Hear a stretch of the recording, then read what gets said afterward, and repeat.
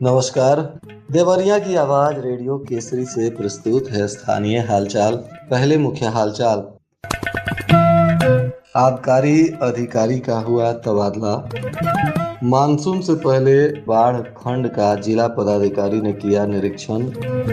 गोरखपुर 4 लेन पर जल जमाव से लोगों की बढ़ी परेशानी। बंटवारे के विवाद में चली गई एक भाई की जान। 2 दिन से लापता युवक का नदी से मिला शव, पुलिस जांच में जुटी। स्थानीय हालचाल के इस अंक के साथ मैं अनिकेत मिश्र। अब हालचाल विस्तार से। जिले में बारिश के बाद और आगामी मानसून को देखते हुए जिलाधिकारी मधुसूदन हुल्गी ने भागलपुर छीतूपुर बाढ़ खंड का स्थलीय निरीक्षण किया। सरयू नदी के किनारे स्थित छीतूपुर बंधे पर चल रहे सुरक्षा एवं कटान रोधी कार्यों का भी जायजा लिया। अधिकारियों को उन्होंने आवश्यक दिशा निर्देश भी दिए। जिलाधिकारी ने बंधे पर चल रहे स्टोन बोल्डर लॉन्चिंग और एप्रन निर्माण कार्य का बारीकी से निरीक्षण किया। उन्होंने कार्यदायी संस्था और बाढ़ खंड के अधिकारियों को निर्देशित किया कि मानसून के आगमन से पूर्व सभी कार्यों को गुणवत्ता के साथ निर्धारित समय सीमा में पूरा करें। इसका उद्देश्य बाढ़ और कटान से क्षेत्र के ग्रामीणों तथा कृषि भूमि की सुरक्षा सुनिश्चित करना बताया जा रहा है। जनपद के जिला आबकारी अधिकारी यानी डीओ अनिल कुमार भारती का शासन स्तर से तबादला कर दिया गया है। उन्हें देवरिया से स्थानांतरित कर नियुक्त किया गया। वहीं अयोध्या में तैनात जिला आबकारी अधिकारी सुरेश चंद्र मिश्रा को देवरिया का नया डीओ बनाया गया है। शासन द्वारा जारी स्थानांतरण आदेश के बाद आबकारी विभाग में प्रशासनिक बदलाव की प्रक्रिया शुरू हो गई है। अनिल कुमार भारती देवरिया में जिला आबकारी अधिकारी के पद पर कार्यरत थे और उनके कार्यकाल के दौरान विभागीय कार्रवाई, अवैध शराब के खिलाफ अभियान और राजस्व वसूली को लेकर कई महत्वपूर्ण अभियान चलाए गए थे। उनके स्थान पर अब सुरेश चंद्र मिश्रा को जिला आबकारी विभाग की जिम्मेदारी दी गई है और जल्द ही वे अपनी जिम्मेदारी संभालना शुरू करेंगे। गोरखपुर देवरिया 4 लेन पर मोतीराम अड्डा क्षेत्र में शुक्रवार को हुई बेमौसम बारिश के बाद गंभीर जल भराव की समस्या सामने आई। इसके कारण पूरे दिन आवागमन बुरी तरह से प्रभावित रहा। जल भराव का मुख्य कारण 4 लेन के किनारे नाले का अधूरा निर्माण बताया जा रहा है। इसके अतिरिक्त मौजूदा नाले का जाम होना और सड़क के पानी को नाले में जाने के लिए पर्याप्त सुराखों का अभाव भी समस्या बढ़ा रहा है। सड़क पर जगह जगह पानी भर जाने से चरपहिया वाहन चालकों, बाइक सवारों और पैदल राहगीरों को दिन भर परेशानियों का सामना करना पड़ा। वाहनों को धीमी गति से चलना पड़ा तो वहीं कई स्थानों पर पानी से भरे गड्ढों के कारण दुर्घटना की आशंका भी बनी रही। इधर भूमि विवाद को लेकर पंचायती के दौरान 2 सगे भाइयों में हुई नोकझोंक को लेकर एक भाई की तबीयत बिगड़ गई और उपचार के लिए उन्हें मेडिकल कॉलेज में भर्ती कराया गया, जहां उनकी मौत हो गई। मृतक के परिजनों ने हत्या का आरोप लगाया है। पुलिस शव को पोस्टमार्टम के लिए भेजकर अब छानबीन में जुट गई है। बताया जा रहा है कि भटनी थाना क्षेत्र के डेनुसा शिवराजपुर टोला निवासी रामचंद्र यादव उम्र 65 वर्ष 4 भाई थे। सबसे बड़े भाई बंसी की मौत हो चुकी है। चारों लोगों को नगर पंचायत रामपुर कारखाना के अंबेडकर वार्ड में नवासे पर जमीन मिली थी। बताया जा रहा है कि कई बार पंचायती के बाद चारों भाइयों ने आपस में बंटवारा कर लिया था। 3 भाई भटनी स्थित पैतृक गांव में रहते हैं, जबकि एक भाई रामपुर कारखाना उपनगर में रहते हैं। रामचंद्र यादव के पुत्र रामू का आरोप है कि बंटवारे के बावजूद भी रामपुर कारखाना वाले जमीन में उनके हिस्से में 1.5 फीट अधिक बढ़कर सगे चाचा ने नींव खुदाई शुरू कर दी थी। जानकारी मिलने पर वह पिता रामचंद्र यादव के साथ गुरुवार की सुबह पहुंचे और काम रोक दिया। इसके बाद दोनों पक्षों में पंचायती शुरू हुई। इसी दौरान मारपीट और नोकझोंक हो गई, जिसमें रामचंद्र यादव की तबीयत बिगड़ गई और उन्हें हॉस्पिटल ले गया गया, जहां उनकी मौत हो गई। बताया जा रहा है कि वह पहले से ही लीवर, घुटने के दर्द और हृदय संबंधित बीमारियों से जूझ रहे थे। अब उनकी मौत के बाद परिजनों में कोहराम मच गया है और परिजन उनके ही भाई पर हत्या का आरोप लगा रहे हैं। इधर भाटपा रानी थाना क्षेत्र के सौरेजी गांव के समीप छोटी गंडक नदी से शनिवार की सुबह संदिग्ध परिस्थितियों में एक युवक का शव मिलने से इलाके में सनसनी फैल गई। सूचना मिलने के बाद पुलिस मौके पर पहुंची और शव को बाहर निकलवाकर उसकी शिनाख्त कराने के बाद उसे पोस्टमार्टम के लिए भेजा।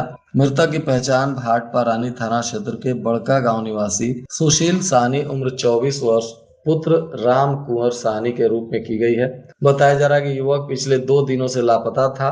इसी बीच शनिवार की सुबह सौरेजी पुल के पास नदी में शव दिखाई देने पर ग्रामीणों ने पुलिस को सूचना दी। घटना के बाद से मृतक के परिजनों में कोहराम मचा है और पुलिस मामले की जांच में जुटी हुई है। भाटपारानी स्थित प्राथमिक स्वास्थ्य केंद्र बेलपार पंडित परिसर की सफाई की गई। यह कार्रवाई जिलाधिकारी मधुसूदन हुल्गी के औचक निरीक्षण के बाद हुई, जिसमें उन्होंने गंदगी पर नाराजगी जताई थी। इस दौरान खंड विकास अधिकारी पीएन त्रिपाठी और आईएसबी राजेश कुमार की मौजूदगी में ब्लॉक के सफाई कर्मियों ने यह कार्य किया। स्वास्थ्य केंद्र परिसर में चारों ओर उगी घास फूस और गंदगी के ढेर को भी साफ किया गया। कलेक्टेरिएट के सभा कक्ष में जनता दर्शन के दौरान जिला पदाधिकारी ने भलुअनी नगर पंचायत की एक महिला को आवास योजना की समस्या पर सुनवाई करते हुए तत्काल अधिकारियों को उसके समस्या के समाधान का निर्देश दिया।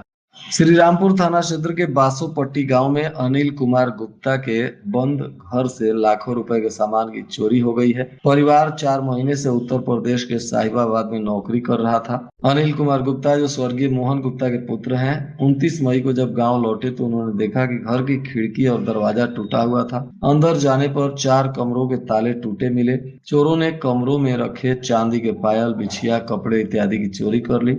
अब पीड़ित ने पुलिस को सूचना दी है और पुलिस मामले की जांच में जुटी हुई है। बैतालपुर विकास खंड के करजहां गांव के मूल निवासी एवं पूर्व मंत्री स्वर्गीय शाकिर अली के भतीजे इमरान अली पुत्र असगर अली के कनाडा एयरलाइंस में पायलट बनने के बाद गांव के लोगों ने उत्साहपूर्ण तरीके से उन्हें बधाई और शुभकामनाएं दी हैं। इमरान अली ने स्काई एयरवेज से प्रशिक्षण प्राप्त किया था। उनकी इस उपलब्धि पर गाँव सहित पूरे क्षेत्र के लोगों ने गर्व जताते हुए बधाई दी। इमरान अली की सफलता की खबर मिलते ही शुभचिंतकों, रिश्तेदारों और क्षेत्रीय लोगों ने उनके परिवार को बधाई देना शुरू कर दिया। बरहज नगर के गौरा में प्राथमिक विद्यालय परिसर में निःशुल्क स्वास्थ्य शिविर का आयोजन किया गया। डॉक्टर सतीश यादव, डॉक्टर आकांक्षा गुप्ता की टीम ने शिविर में 200 से अधिक मरीजों के स्वास्थ्य की जांच की और उन्हें दवा भी दी गई। आयोजन में भाजपा नेता अमित जायसवाल, अमरजीत सोनकर सहित तमाम गणमान्य लोग उपस्थित रहे। तेज आंधी के चलते आधा दर्जन स्थानों पर पेड़ टूटकर गिर गए थे। इसके चलते देवरिया उत्तरी की आपूर्ति शुक्रवार को बंद हो गई थी। आपूर्ति बहाल करने के लिए एसडीओ, अवर अभियंता और लगभग 1.5 दर्जन लाइनमैन पूरे दिन लगे रहे, जिसके बाद शुक्रवार की रात को 12 बजे आपूर्ति बहाल हो सकी। बताया जा रहा है कि रामपुर कारखाना के पांडे चक, देसही, देवरिया के इमिलिया और तरकुलवा विद्युत उपकेंद्र को कसिया ट्रांसमिशन से आपूर्ति की जाती है और आंधी बारिश के दौरान पेड़ गिरने से आपूर्ति बाधित हो गई थी। कई जगहों पर बिजली के खंभे और तार गिर पड़े थे। काफी मशक्कत के बाद अधिकारियों ने शुक्रवार की आधी रात को विद्युत आपूर्ति को फिर से बहाल किया, जिसके बाद लोगों ने राहत की सांस ली। इधर एक पूर्व सैनिक की अपनी ही लाइसेंसी पिस्टल फायर कर गई, जिससे वह जख्मी हो गए और उन्हें अब स्थानीय अस्पताल से इलाज के बाद गोरखपुर रेफर किया गया है, जहां उनका इलाज चल रहा है। बताया जा रहा है कि मामला गौरी बाजार थाना क्षेत्र के बड़हरा निवासी अशोक कुमार का है, जो एक्स आर्मी मैन है और ककवल चौराहे पर एक दुकान किए हैं, जहां वे सपरिवार रहते भी हैं। इसी बीच उनकी पत्नी कुसुम लता के द्वारा उनके लाइसेंसी पिस्टल, जो कि अलमारी से निकालते समय नीचे गिरकर फायर हो गई और इससे गोली अलमारी में लगकर उनके हाथ में लगी। परिजनों के द्वारा उन्हें इलाज के लिए जिला चिकित्सालय देवरिया लाया गया, जहां से बेहतर इलाज के लिए उन्हें गोरखपुर ले जाया गया, जहां उनका इलाज चल रहा है। इस मामले में फॉरेंसिक टीम द्वारा साक्ष्य संकलन भी किया जा रहा है। अन्य चीजें प्रकाश में आने पर अग्रिम विधिक कार्रवाई भी की जाएगी।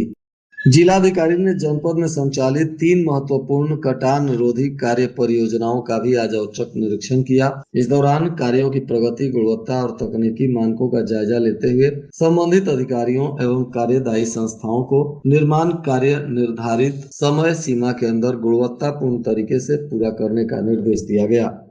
जिलाधिकारी मुख्य चिकित्सा अधिकारी डॉक्टर एच.के. गुप्ता के साथ नगर क्षेत्र के बसियवा तथा रामनाथ देवरिया मोहल्ले में पहुंचकर 2 टीबी रोगियों को पोषण की पोटली दिए। इस दौरान उन्होंने मरीजों एवं उनके परिजनों से भी संवाद कर स्वास्थ्य से संबंधित जानकारी ली तथा नियमित उपचार एवं पौष्टिक आहार के महत्व के बारे में उन्हें जागरूक किया। जिलाधिकारी ने कहा कि क्षय रोग एक उपचार योग्य बीमारी है। समय पर पहचान, नियमित दवा का सेवन तथा संतुलित एवं पौष्टिक आहार के माध्यम से इस बीमारी पर पूर्ण रूप से नियंत्रण पाया जा सकता है। और आज के मौसम का तापमान देवरिया में न्यूनतम 25 डिग्री सेल्सियस और अधिकतम 36 डिग्री सेल्सियस रहने की संभावना है। अंत में मुख्य हालचाल एक बार फिर।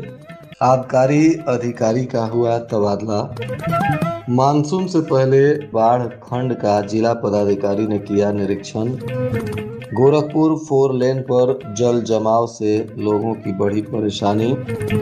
बंटवारे के विवाद में चली गई एक भाई की जान। 2 दिन से लापता युवक का नदी से मिला शव, पुलिस जांच में जुटी। इसके साथ ही रेडियो केसरी से प्रसारित स्थानीय हालचाल का यह अंक समाप्त हुआ। नमस्कार।